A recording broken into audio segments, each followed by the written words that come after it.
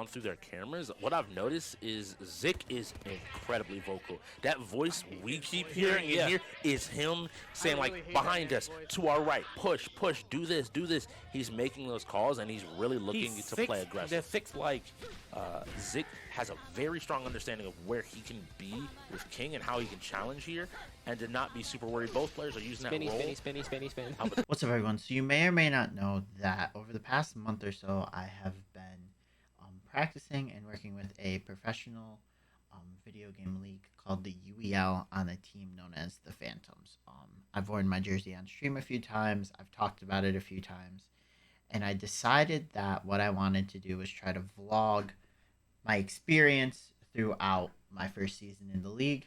Now, there are some caveats that I want to put before this, because obviously I've never done this before, and I was still trying to figure some stuff out, and I definitely didn't get everything I wanted to get. And I have notes for next time, because there are very obviously some things that I still should have gotten that I didn't. So first things first, it took me basically the whole trip there to realize that if I'm recording on my phone, I need to flip my phone so that it's facing this way and not this way. So it's not like this, it's like this. Then it actually fits the normal size of my YouTube videos. 2, apparently my car fan is super loud, so you're gonna hear it. I'll obviously fix that later. 3, I didn't do any recording actually at the league, so the only at the league stuff I have is from their official Twitch channel, which I'm gonna put the link in the bio. Obviously, you should go watch the UEL. It's actually super fun, and I had a really great time. And I didn't do any recording of the night before, hanging out with the team, stuff like that, because I was just focused on practicing, because I was stressed out and really wanted to semi-perform. So this video is going to be, all of the vlog-ish things of me going to the league, and then before the league started, and then 2 games within the league that I think I played pretty well in that I want to show off. And then from there, the next video or the next episode of this series, which will be tomorrow, is going to be my immediate reactions after the game ended, what happened in the game, my reactions a day later, and then I'm also going to do some reactions now that it's about a week later of talking through some things and having some conversations. So I hope you guys all enjoy this. I hope that we can see improvement in my ability to actually grab footage and everything for this. If you do enjoy, please, comment. Tell me things you'd like to see. Tell me things you'd like to have me add, things of that nature. Obviously, subscribe. The more subscribers to get, the more that we can do this, the more time I have to edit things like this, things like that. And please go check out the UEL. It's a very fun, growing esports league that I did have a really good time at, even if some of what you're going to hear in this episode definitely isn't me sounding very happy. But yeah, so like always, thank you guys so much, and let's get into it. It's 7 a.m. About to drive to the league. My hair is a complete mess. It's just gonna stay that way because I'm about to be in the car for 5 hours. But we're gonna do the drive and then settle for the day, watch a game, go to bed, wake up, play game 1 of the season. Everything packed up.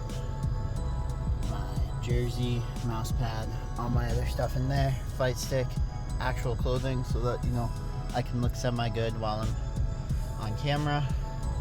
And yeah, we're about to get going. I'm gonna try to take some videos along the way of the drive, but we'll see what we can do. So let's get going.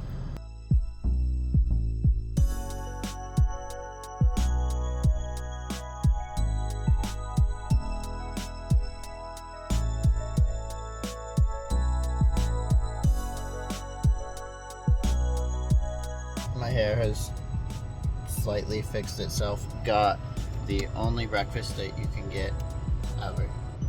Best fast food breakfast imaginable. Got my orange juice, got a sandwich, hash brown, filled up. Now we just drive. We have to get gas one more time, so I'll probably do another update then. I'm kind of tired. I'm not gonna lie, game's not till tomorrow, and I'm kind of nervous. It took me a little while to fall asleep. So we're gonna get back on the road and keep driving. So yeah, let's do it.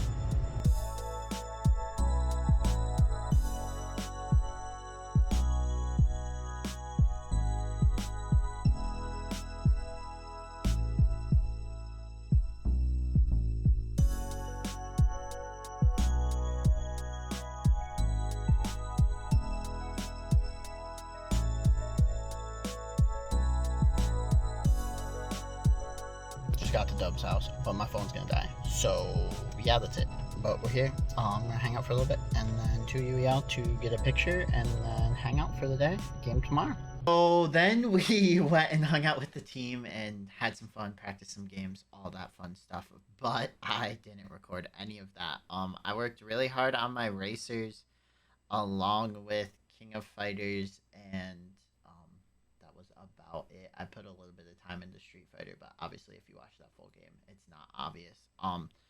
So then next day, I woke up, got ready, went to the league early, got all of my stuff set up except for my fight stick, which I couldn't get to connect to any of the consoles, and I just couldn't figure it out. So I ended up playing all my fighters on controller, which is something I'm not used to in the slightest.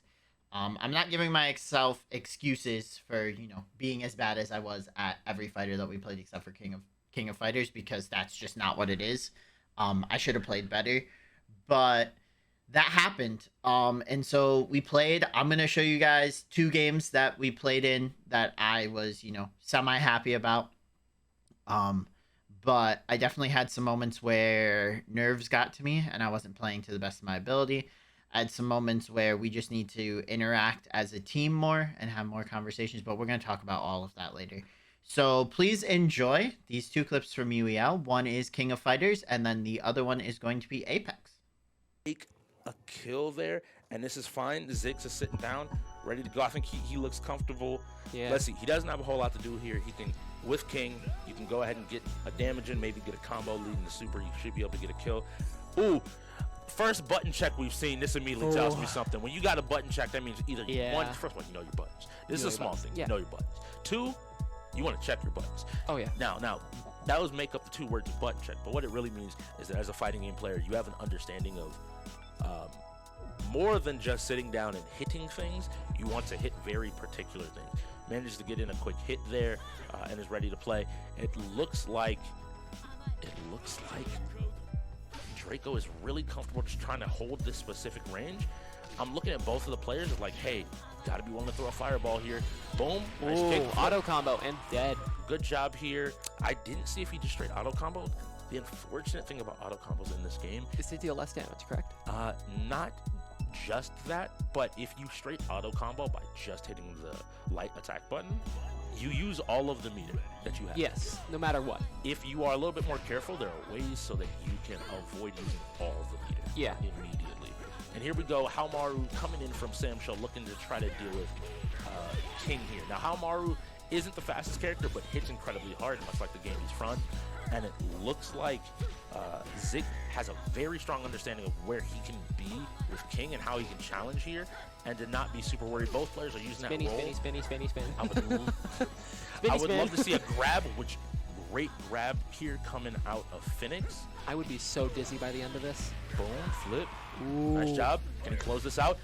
Catches him. Whoa, he's low. Keep the pressure up, but he can take a lot of damage here. There is a super on deck for Haomaru with DP. Go, boom. Ooh. Just calm down a little bit. Both players seem to be just looking for this hit. I think that they're getting a little bit nervous. Who's going to manage to get that touch that they need to end the game? He didn't have the bar for it, but he made it. One more hit, and there we go. down. Zik has found another win for his team. I can see it, right? Because it's like one of those things that when you find your, when you find or get into these things, you want to have as many guns. Because at least, and I was saying this with the other day, is one of the downsides that can happen in a TDM with a lot of people is you end up getting third party or like somebody from behind, right? At least with Lifeline, like when you get into that exchange, you can heal up yourself a little bit mid-match. You don't have to Overwatch 2. You can you don't have to disengage from it as much because it's gonna be hard to find people. Yes. Oh, and I think they have to go to 50 So this can take a little bit. I wonder, do they know that? Because if you picked mode and you picked this, you have to win with an hour and 12 minutes left. Yeah, and then Overwatch is next. And I know Brene and Alchemist were some of the better players for the Gorillas.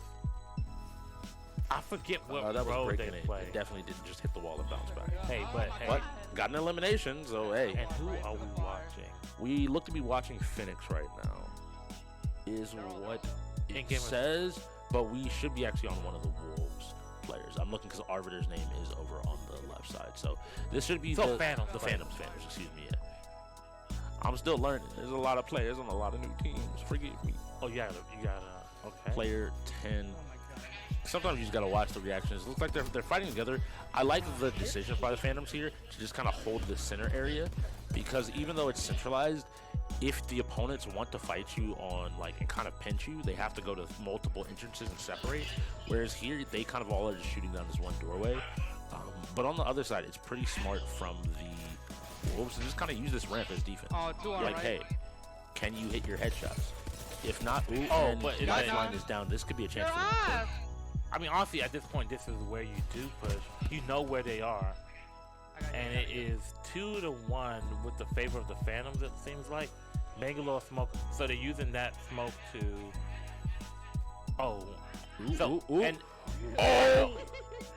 Phoenix looks like he just got bobbed. The grimace. And it's a good idea using that smoke, right? Because it's like the Phantoms, all they gotta do is fire into that specific general location, but they have so many angles that they can fire from, as opposed to the Wolves. If they want to, they have to approach. Yeah, and I'm gonna be honest with you, I think the Wolves are content to just let this game go on for as long as it takes. They're not looking to push here. They might know where they are. They managed to get a kill. Another kill from the Phantoms. I mean, 5-1. That's a very sizable lead, considering there's only three people for you to kill. Yeah, and if you're the Phantoms, you're very happy about this, right? You already have a pretty, like you said, sizable lead. You can play off of this, and if they're just willing to just sit on this doorway.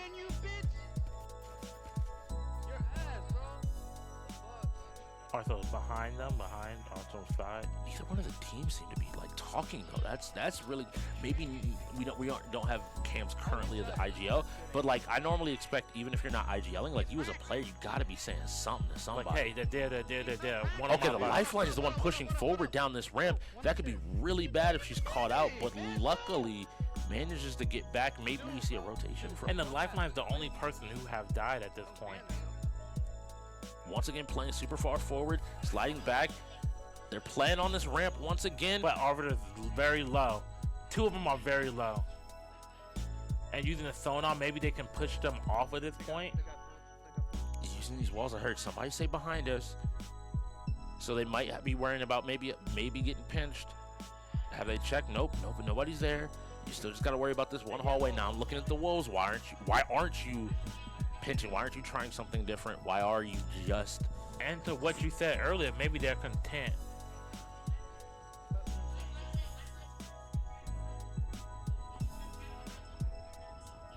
Okay, so update is actually 1st to 25 are 8 high minutes. score 8 minutes. Yeah, 8 minute timer. So that's a lot better, because otherwise you be Here for a minute. forever.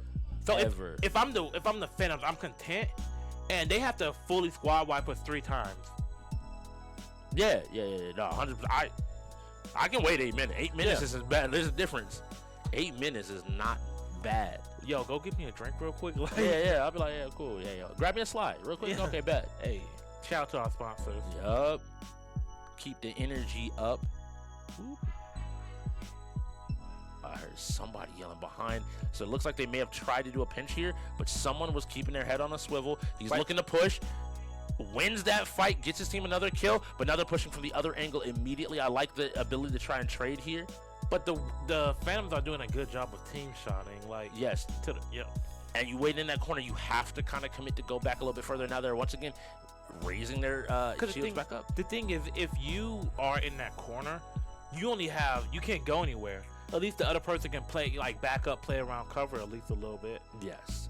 You just kind of are hoping that maybe they don't check or push you, but one kill, very clearly, 12-1. Yeah, very clearly, the Wolves are looking comfortable in Apex of all games. The Phantoms, are looking comfortable. Excuse me.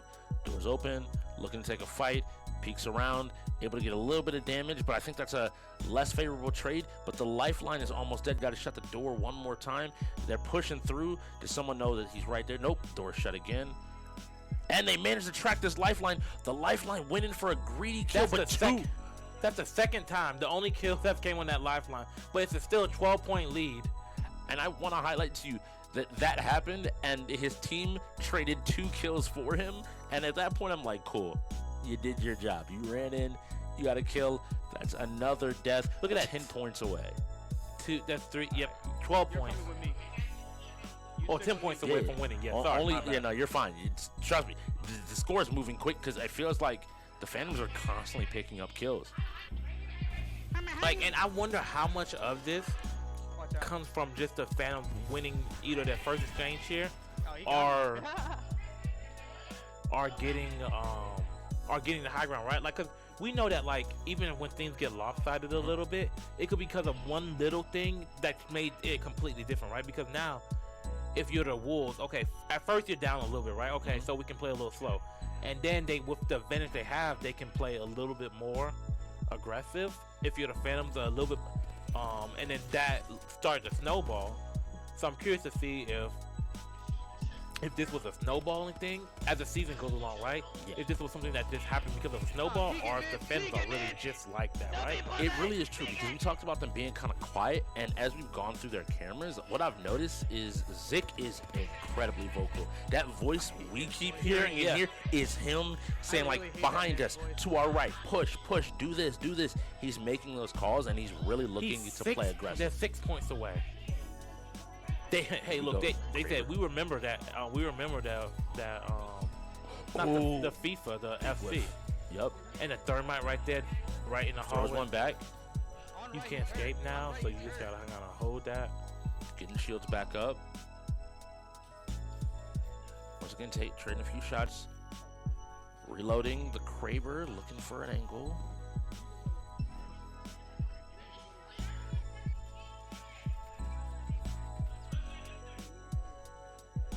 Cool, and that's 8 minutes. We had the 8-minute timer called. That is they said, let's get that 20. Let's remind. So yeah, there are 2 games where I feel like I actually put up some sort of a fight and showed some of my skill. Obviously, there's a lot of stuff I need to still improve and work on, but that is, getting into a new league, figuring things out, all that fun stuff. I did also figure out, especially watching those back and then just being in the league, that I am definitely not the same as some individuals in the league, but we're going to talk more about that next time. So we'll have that conversation then. But like always, if you got this far, please like, comment, subscribe, tell your friends and family. I hope you enjoyed. I hope you can continue to enjoy, just watching some of this sort of stuff, watching, just me, trying to be a professional gamer, seeing what I can do, even if I get destroyed multiple times. I mean, it's going to happen, right? I think one of the big things that I need to learn to improve is not only a little bit of self-confidence, but also just learning how to lose.